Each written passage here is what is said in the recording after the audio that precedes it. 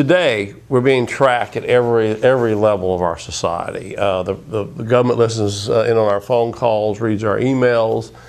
We have the precarious Robo Flies that are flying over various demonstrations. They've been seen in Washington, D.C. They've been seen in New York City. The government's filming us every which way in that. When you go to your ATM, surveillance cameras watch you. You go downtown to shop, the surveillance cameras are watching you.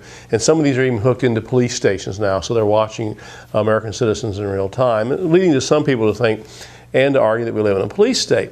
Now, with new cell phone technology, it's gone one step further. A new thing called the Global Positioning System chips, or GPS chips, are actually chips that are embedded in your cell phone that wherever you go, the government can follow you. And eventually, as we know now, as the government's using spy satellites to watch American citizens from outer space, they'll be able to follow you even with satellites. And when you go downtown to shop or whatever, or go out to have a picnic, if you have your cell phone, the government will know where you're at. Also, a new internet phone service will link advertisements to your phone calls. Whatever the product you're talking about, they will know. They'll be listening in. They can aim their advertising to you on your cell phone and possibly even your computer. The GPS chips are being marketed as a very nice thing, a very good thing that you can track and find your children where they are, or your grandparents, or older folks, or whoever you might want to know where they're at. We can't assume that this technology is going to be used for benevolent purposes.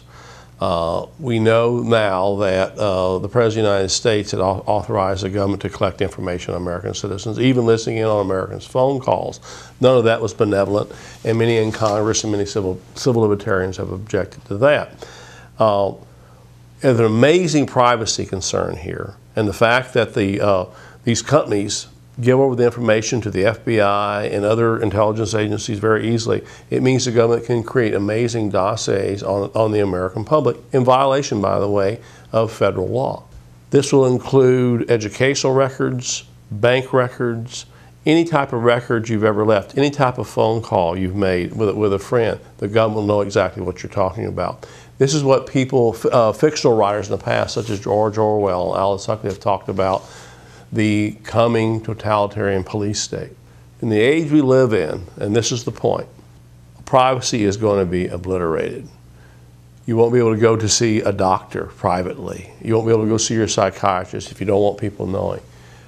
You won't be able to buy something very personal at the store. A surveillance camera will be watching you. You won't be able to call a friend and talk about very personal items because someone's going to be listening. And in the end, it won't be just the company, the private company. It will be the government. It will be Big Brother listening to everything you're saying and watching everything you're doing.